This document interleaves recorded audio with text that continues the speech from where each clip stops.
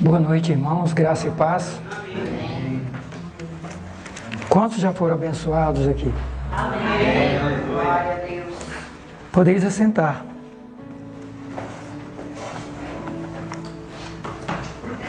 Abra sua Bíblia aí.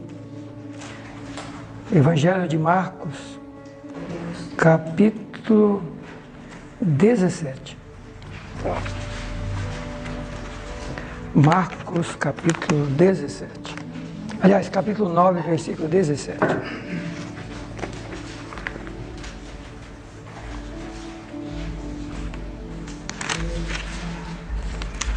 Marcos 9. Na verdade, o texto base é 9 de Marcos, capítulo 17 a 29, mas eu vou começar lendo para embasar o tema dessa ministração, desse compartilhar com vocês, no versículo 19. Depois a gente vai ler para trás e para frente. Mas nós vamos ler inicialmente o versículo 19 de Marcos 9.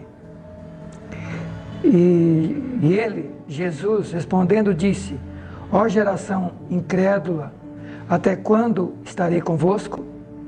Até quando vos sofrerei ainda? Trazei-mo. Esse versículo é para embasar o tema. Até quando vamos sofrer? Até quando as pessoas vão sofrer ao nosso redor? Até quando vamos fazer Deus sofrer por nossa incredulidade e falta de consagração? Até quando a gente vai sofrer? Até quando pessoas vão sofrer ao nosso redor? Até quando vamos fazer Deus sofrer, Jesus sofrer, por causa de nossa incredulidade e falta de consagração? Esse é o texto, essa é a base do que Jesus falou aqui. E Jesus respondendo disse: Ó geração incrédula, até quando estarei convosco? Até quando vos sofrerei ainda? Até quando vocês vão sofrer eu estando com vocês? Eu estou com vocês, ele disse. Até quando estarei com vocês? Vocês vão sofrer, vão fazer a mim sofrer e vão fazer as pessoas ao seu redor sofrer. Essa palavra foi para os discípulos, mas também para a multidão que estava ali. Qual é o fundo de pano dessa palavra?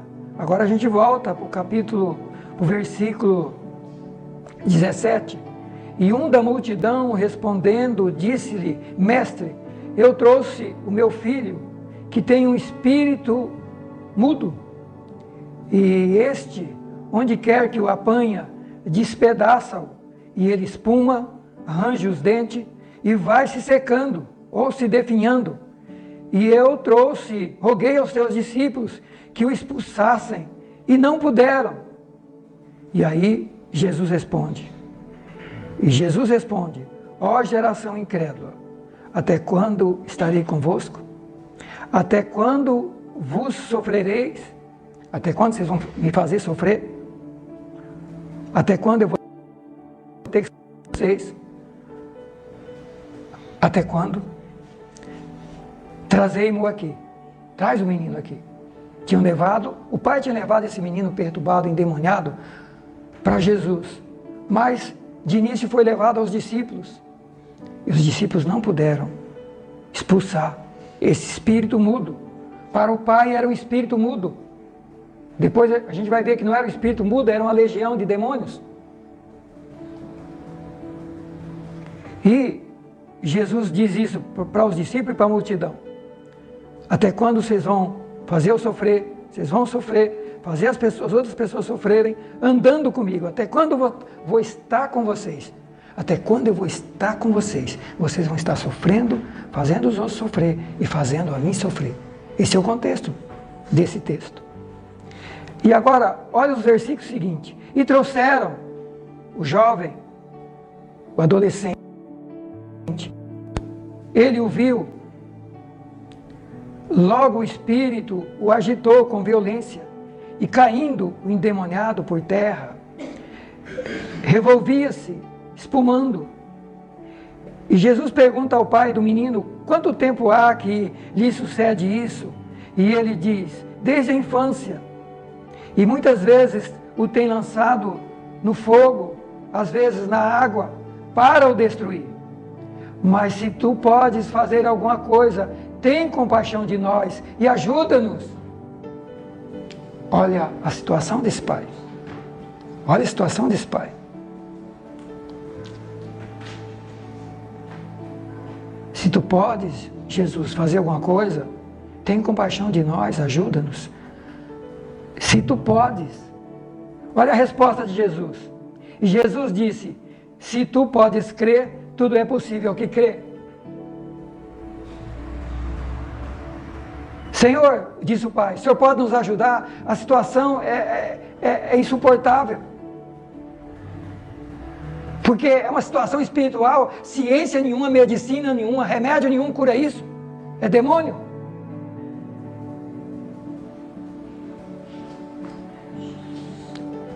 Se tu podes, ajuda-nos, tem misericórdia de nós. E Jesus pergunta para ele: tu podes crer? Você está perguntando se eu posso? E eu pergunto para você: você pode crer? Porque tudo é possível que crê. Meus queridos irmãos, e o texto continua. E Jesus, vendo que a multidão concorria para ali, repreendeu o espírito mudo e surdo. Olha agora, para o pai era apenas um espírito mudo, e Jesus, que sabe tudo, vê tudo, diz: espírito mudo e surdo. Era o espírito mudo e surdo. Sai dele e não... E o que diz a Bíblia? E o demônio, clamando e agitando com veemência, saiu, e o menino ficou como morto, caído no chão. Mas Jesus, tomando-o pela mão, o ergueu e ele se levantou. E quando chegou em casa, os seus discípulos lhe perguntaram à parte: por que o não podemos nós expulsar? E Jesus diz: essa casta de demônio não sai com coisa alguma, a não ser com oração e com jejum. Primeiro, no versículo 18, Jesus fala que era incredulidade, era falta de fé. E se você lê esse mesmo texto narrado pelo evangelista Mateus, lá em Mateus capítulo 17, conta essa história, e Mateus acrescenta outras coisas, e Mateus diz que Jesus diz para eles: se vocês tivessem fé do tamanho de um grão de mostarda, vocês diriam a esse monte: sai daqui e lança no mar, e seria feito. Uma fé pelo menos do tamanho de um grão de mostarda. Queridos, quando Jesus falou para o homem, se você pode crer, porque tudo é possível que crê, o pai do menino respondeu com lágrimas. O pai do menino, clamando com lágrimas, disse: eu creio, Senhor, ajuda a minha incredulidade. Você crê? Você pode crer? Foi a pergunta de Jesus. Não depende só de mim. Eu posso curá-lo? Pode. Mas tem uma coisa que você tem que fazer para a sua libertação. Você precisa crer. Meus queridos irmãos, a manifestação do poder de Deus em nossa vida, o milagre, a salvação, a libertação, não vai acontecer apenas pela parte de Deus ou pela parte da pessoa que está ministrando. Nós que estamos buscando a nossa bênção, a nossa vitória, temos que fazer a nossa parte. É isso que Jesus está ensinando. O Senhor pode me ajudar, Jesus? Olha a minha situação, olha como é que está meu filho. Jesus pergunta: você pode crer? Você está perguntando se eu posso te ajudar? E eu pergunto para você: você pode crer? Você tem fé? E ele com lágrimas diz: Senhor, eu creio, mas me ajuda na minha incredulidade, porque eu não consigo nem crer à altura. Ele diz: eu percebo que a minha fé é tão pequena, que ela ainda não é suficiente para receber esse milagre, mas o Senhor pode me ajudar também a ter fé? Aleluia! O Senhor pode nos ajudar a ter fé? E Jesus o ajudou a ter fé. Mas ele teve a humildade para dizer: ajuda, porque a minha fé ainda é insuficiente, o Senhor pode me ajudar? Meus queridos irmãos, nós estamos diante de uma mensagem tremenda de Deus aqui, uma mensagem tremenda. Primeiro, o problema que causa o sofrimento? Qual era o problema que causava sofrimento aqui para aquele pai, para aquele rapaz, para aquela família e até mesmo para Jesus, que ele diz: até quando eu vou sofrer? Até quando vocês vão me fazer sofrer vendo o sofrimento das pessoas? Ó, geração incrédula! Era só a incredulidade dos discípulos? Não, o pai também não tinha uma fé ainda à altura. Tanto é que Jesus fala para ele: você pode crer? É falta de fé de um lado e do outro. Então, qual é o problema causador do sofrimento? É um jovem possesso por demônios, por uma casta. Qual era o problema causador desse sofrimento? Demônios na vida desse menino, desse adolescente. Esse era o problema. E o sofrimento? Convulsão. Era jogado no chão pelo demônio, espumava, caía no fogo, caía na água, rangia os dentes, se definhava, que quer dizer perder as forças, ficar debilitado. Esse era o problema. Você já imaginou um adolescente nessa situação, perturbado, que o demônio pega, range os dentes, cai no chão? Queridos, tem teólogo que escreve nesse texto na Bíblia, o moço lunático. Sabe o que eles querem dizer? O rapaz que tem aquela doença mental, esquizofrenia. Não é doença mental, não é esquizofrenia, não, é demônio.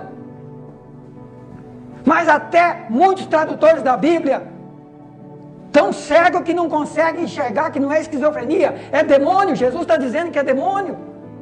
Mas a igreja está cega. Nós vivemos uma geração cristãos sofrendo, perturbado, o demônio deitando e rolando na vida de cristãos, das famílias, das igrejas, o povo arruinado, destruído, diabo deitando e rolando, e não enxergam que é diabo.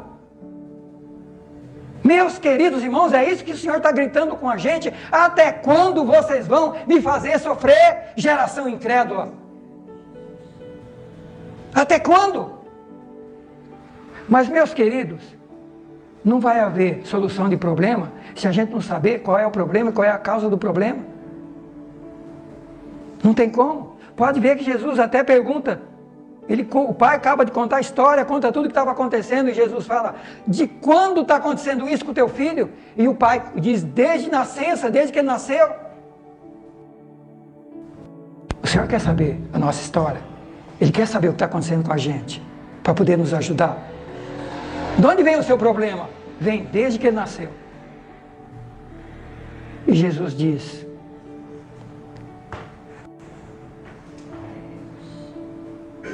e o pai termina de contar a história e fala: o Senhor pode nos ajudar? Tem misericórdia de nós, o Senhor pode nos ajudar? E Jesus começa a colocar a resposta sobre a solução. O problema nós já vimos: um menino perturbado, endemoniado, com todo.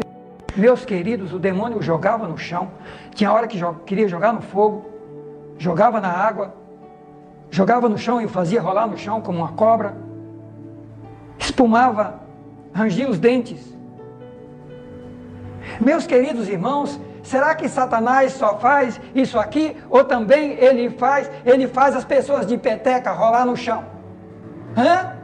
Quantas pessoas que a vida está no chão, o casamento no chão, a família no chão, os filhos no chão, os negócios no chão, tudo no chão. E não conseguem enxergar que Satanás pode estar por detrás daquilo? Porque a Bíblia é clara. O que Jesus falou? Eu sou o bom pastor, vim para dar vida e vida com abundância, mas tem um que veio antes de mim para roubar, matar e destruir.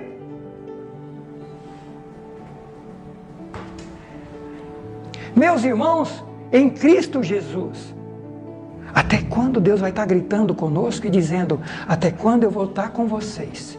Até quando eu vou caminhar com vocês? E vocês vão estar me fazendo sofrer por causa do seu sofrimento, do sofrimento das pessoas que estão ao seu redor, porque vocês não conseguem resolver o problema. Vocês não conseguem trazer solução. Eu vim para salvar, eu vim para transformar, eu vim para libertar, mas é só na teoria. Vocês festejam o Natal, católicos e evangélicos festejam o Natal, fala de Jesus, fala do menino que nasceu na manjedoura, fala que é o Salvador. Vocês festejam a Semana Santa, falam da crucificação, falam da morte de Cristo, vocês falam que Ele ressuscitou, mas a vida de vocês continua a mesma. A libertação que eu vim trazer, e em Lucas 6, o versículo 15 em diante, o Senhor fala sobre isso. O Espírito do Senhor está sobre mim, Jesus dizendo, para curar quebrantado, libertar o oprimido, soltar quem está preso. Foi isso que Jesus veio fazer. E o apóstolo Pedro, lá em Atos 10, na casa de Cornélio, fala que Deus ungiu de Jesus de Nazaré para destruir as obras do diabo. Foi isso que ele veio fazer na terra. Estamos aí, junto com o mundo, procurando solução, procurando resolver o que o diabo faz e destrói. Nós estamos buscando materialmente, buscando nos postos de saúde, buscando nos médicos, buscando na ciência, e a vida é cada vez pior. Começa a tratar de um problema, daqui a um pouco está com 10. Porque os remédios, você toma remédio para uma coisa, ele gera 2, 3, 4 doenças. Gente que não dorme mais, mas não é só lá no mundo, dentro da igreja também. Gente que não consegue dormir mais, tem que tomar não sei quantos remédios. Gente que não tem paz. Gente que não consegue ter saúde. Mas Jesus disse, eu vim para dar vida e vida com abundância. Mas meus queridos, Jesus começa a passar a solução para ele. Primeira solução que o Senhor menciona aí. A primeira coisa. Ele quer saber a origem do problema. Me conta tudo o que vem acontecendo. Ele, pai, conta. De onde vem? Desde a infância. Não podemos esconder nada para Deus, temos que ser sinceros. Senhor, olha como é que está a minha vida. Senhor, olha como é que está a minha família. Senhor, olha como é que está meu filho nas drogas. Senhor, olha como é que está meu esposo. Olha como é que está minha esposa. Senhor, olha como é que está meus negócios. Senhor, olha como é que está a minha saúde. Deus, isso já vem de tanto tempo. Senhor, eu quero solução. Deus, eu quero misericórdia. Senhor, eu não aceito isso. Eu quero que essa situação mude. Eu quero que o Senhor mude essa situação. Meus queridos, vejam o que Jesus está dizendo. Até quando vocês vão me fazer sofrer? Até quando vocês vão sofrer? E até quando as pessoas vão sofrer do lado de vocês? Os discípulos tentaram libertar esse homem. Os discípulos andando com Jesus tentaram libertar esse homem e não conseguiram. Por isso Jesus está indignado e dizendo, ô geração incrédula, até quando eu vou estar com vocês? E vocês vão me fazer sofrer? Vocês vão sofrer? Queridos, Deus deixa bem claro aqui que Deus fica desesperado com o meu sofrimento, com o seu sofrimento, com o sofrimento do ser humano. Mas o Senhor deixa bem claro que tem coisa que não é só Deus que faz, nós temos que fazer. Quando o homem diz, o Senhor pode me ajudar? Jesus disse, pergunta para ele, e você pode crer? Porque tudo é possível àquele que crê. Você pode crer, porque se você puder crer, sua vida vai mudar, Jesus está dizendo para ele. Você está pensando que depende só de mim? Depende de você, depende da sua fé, depende da sua consagração, porque depois ele vai ensinar que esse tipo de problema só se resolve, além da fé, com oração e jejum. Isso significa consagração, buscar a Deus para valer. Até quando vamos carregar fardos, sofrimento, coisa que às vezes vem dos nossos ancestrais? Deus está dizendo, eu quero mudar a sua história. Eu quero mudar a sua história. A primeira coisa é sermos sinceros e passar para Deus como nós estamos. Não é ficar em cima do muro aparentando que está tudo bem. Não, é ser sincero. Pera lá, Jesus veio para dar vida com abundância. A vida que eu estou vivendo não é com abundância. Meu casamento não está bem, minha vida financeira não está bem, meus negócios não estão bem, minha família não está bem, as coisas não estão bem. Senhor, o que está acontecendo? Por acaso o maligno está atacando a minha vida? Por acaso o maligno está deitando e rolando na minha vida? Aonde está o problema? Qual a causa do problema? Queridos, a segunda coisa, Jesus mostra que a solução não dependia só dele, mas dependia do homem. O Senhor pode nos ajudar? Jesus pergunta, você pode crer? Ou você consegue crer? Você quer ajuda? Você está buscando ajuda? Mas você consegue crer que você vai ser que eu posso operar na sua vida? Você crê no meu poder? Você sabe quem eu sou? Você sabe o poder que eu tenho? Você sabe o que eu sou capaz de fazer? Você crê?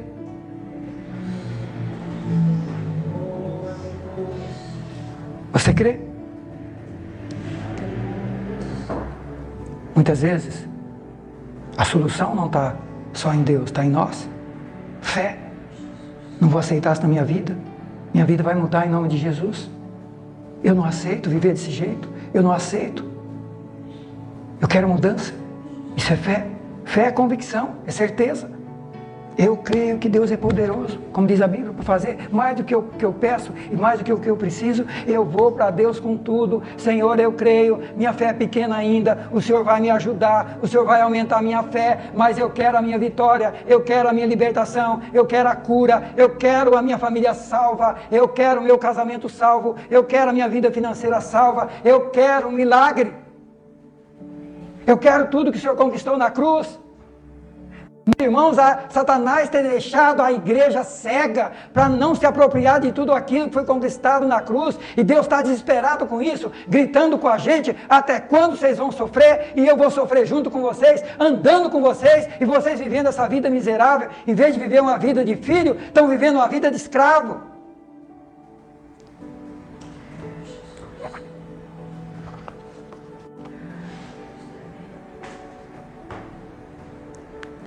O Senhor conclui libertando o menino, expulsando o demônio e libertando o menino. Veja que Jesus não ficou fazendo oração. Jesus orava praticamente todas as noites, passava noite nas montanhas orando. Mas quando ele ia trabalhar, ele não ficava orando. Ele ficou orando. Ele repreendeu o demônio, expulsou o demônio. Meus irmãos, o que nós estamos precisando é exatamente isso. É ir para a oração, é ir para a consagração, é pedir para Deus aumentar a nossa fé. Até quando vamos sofrer, as pessoas vão sofrer ao nosso redor, e até quando Deus vai sofrer por causa da nossa incredulidade, falta de consagração? Quando é que vamos ter uma visão aberta para entender que esse mundo jaz no maligno, e que o maligno está deitando e rolando, fazendo as pessoas rolar no chão? Essa figura desse menino aqui é uma figura espiritual. Quanta gente que espiritualmente está igual esse menino aqui, o inimigo fazendo isso aqui na vida dele. Gente rolando no chão, espumando, gritando, gemendo, sem dormir, desesperada, dores, perturbação de todos os lados, e a pessoa não consegue ver que na sua casa está perturbada, tem alguma coisa que está levando demônio para lá, ou na sua vida. Mas Jesus tem misericórdia dele diante dessa decisão dele: não, eu quero o teu milagre, Senhor, tem misericórdia, muda a minha vida, liberta o meu filho, eu quero o teu milagre.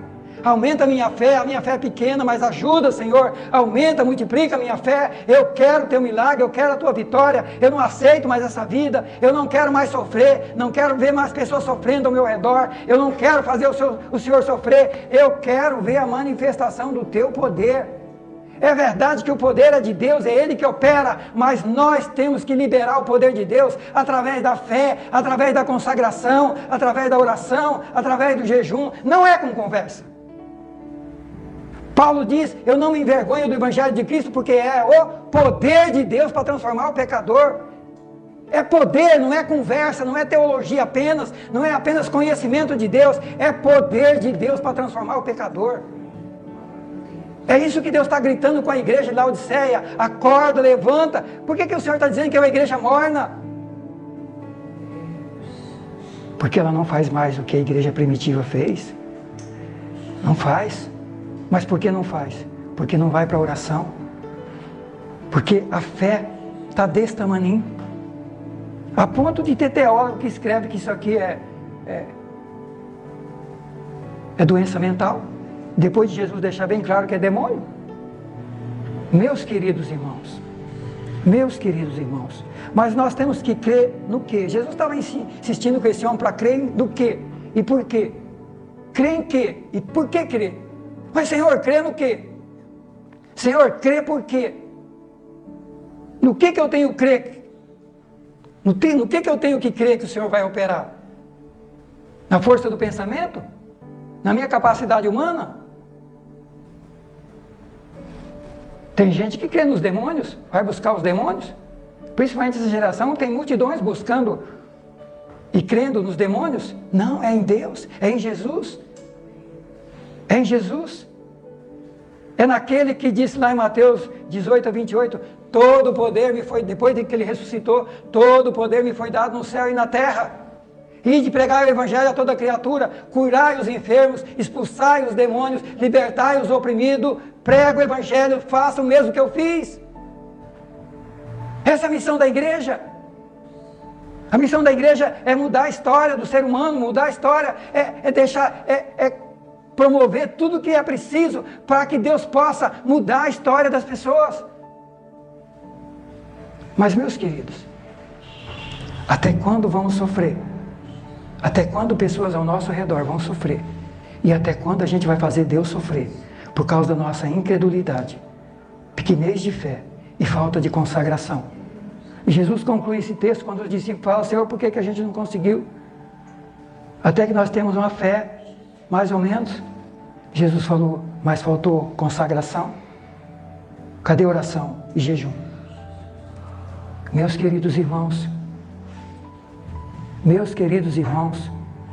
vocês sabem que lá em Filipenses, aliás em Efésios, capítulo 1, o apóstolo Paulo fala que ele estava orando pela igreja dia e noite, para que a igreja tivesse espírito de revelação e de discernimento.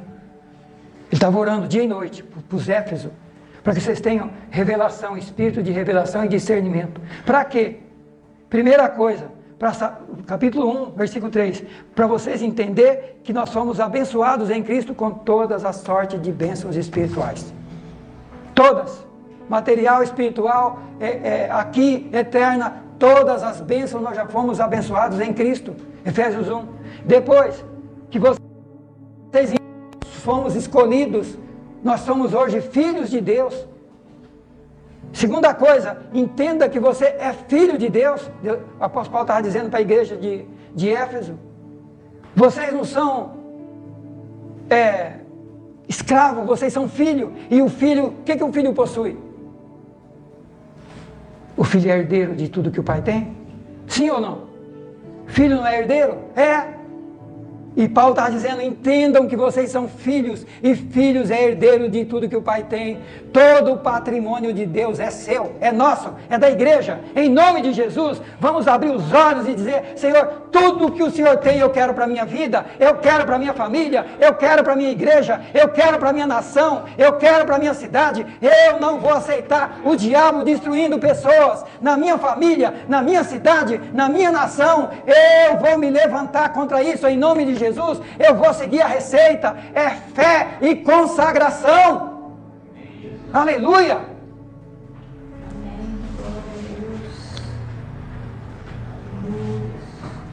Mas além dos filhos, sabe o que ele diz que nós somos também? Que nós temos também, além de filhos, sabe quais são os direitos que esses filhos têm? Olha só. Efésios 1, 18, que os olhos de vocês sejam iluminados, o entendimento, para que vocês saibam qual é a sua vocação. Vocação é o chamado. Nós somos chamados para ser o quê? Amigos de Deus apenas? Não, filhos. Chamado para ser filho. Transformado em filho, gerado filho. Somos filho, não somos apenas amigos, somos filhos. Tem muita gente aí, né? Amigo de Deus. Não, nós somos mais que amigo, nós somos filho. Você sabe que uma coisa é o amigo do pai da família, outra coisa é o filho. Quem tem mais direito, o amigo ou o filho? O filho. Você quer continuar sendo amigo de Deus ou você quer ser filho? Filho. Amém? Então, sabe o que o filho tem? Olha o que está escrito aqui. Primeiro, para descobrir qual é o seu chamado, a sua vocação. É filho, não é amigo. Não, é filho. Segunda coisa, para que você descubra qual as riquezas da glória da sua herança. Que vocês descubram as riquezas da glória da herança que os filhos de Deus têm. Aleluia. Eu estou orando para que os olhos de vocês, diz o apóstolo, sejam abertos, para que vocês descubram qual as riquezas dessa herança que vocês têm em Deus, em Jesus Cristo, como filhos. Quais as riquezas que nós possuímos?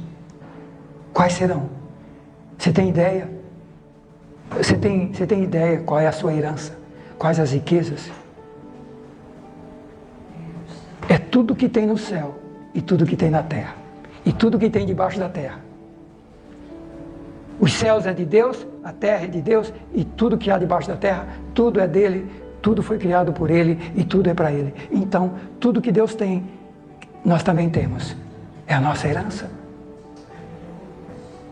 É a nossa herança. Mas além disso, ele fala mais uma coisa. Sabe qual é a terceira coisa? Primeiro, descobrir que somos filhos. Entender o que é um filho. Segundo, entender, descobrir a grandeza da herança. Terceira coisa, compreender o poder que está sobre nós. Olha aí, versículo 19. Qual a sobreexcelência, grandeza do seu poder que está sobre nós, ou que opera em nós, segundo a operação do seu poder, e que é o mesmo poder que manifestou em Jesus Cristo, ressuscitando dos mortos e colocando à sua direita nos céus, acima de todo o principado, de todo o poder, de toda a potestade e de todo o domínio, que se nomeia não só nesse século, mas também no vindouro. Esse é o poder que é dado à igreja. Esse é o poder que é dado a mim. Esse é o poder que é dado a você. É o mesmo poder que operou na vida de Jesus para fazer tudo o que ele fez nos 3 anos e meio aqui na terra. É o mesmo poder que fez, que o ressuscitou lá do túmulo e o fez assentar lá na majestade, acima de todo o principado, de todos os demônios, de Satanás, acima de todo mundo, de todos os governos. Ele tem todo o poder no céu e na terra. Esse é o Jesus da igreja. Mas a igreja, o seu povo tem essa autoridade, tem esse poder, tem essa glória. Nós temos tudo isso. Aleluia! E quando é que vamos exercer? E quando é que vamos usar toda essa autoridade, todo esse poder para botar o inimigo em retirada e libertar as pessoas e glorificar o nome de Jesus, em vez de entristecê-lo, alegrá-lo e glorificá-lo através das nossas vidas aqui na terra, exercendo a missão de igreja? Até quando vamos sofrer? E vamos permitir que pessoas sofram, e até mesmo Deus sofra, por causa da nossa pequena fé, incredulidade, e por causa da nossa falta de consagração, falta de oração e falta de jejum. Meus queridos, eu estava ouvindo um líder de uma igreja que Deus usou muito, fundador dela no Brasil. E esse neto do fundador, ele disse que eles estão buscando a Deus com muita dedicação, e lutando para pagar o preço de voltar às origens, para que eles possam fazer o mesmo que o avô dele fez no Brasil. O avô dele começou sozinho. A igreja deles hoje é conhecida, está em 80 países no mundo. Quase que cada cidade do Brasil tem uma delas. Mas hoje, os que estão aí, os milagres sumiram, o poder de Deus sumiu. Aliás, a igreja tem um dos nomes dela, é o poder. Mas o poder sumiu. Por quê? Comodismo, incredulidade, preguiça espiritual. Deus só vai continuar operando com pessoas de fé e com pessoas que pagam o preço. Pessoas de consagração, pessoas de oração, pessoas de jejum. Meus queridos, vamos ficar em pé.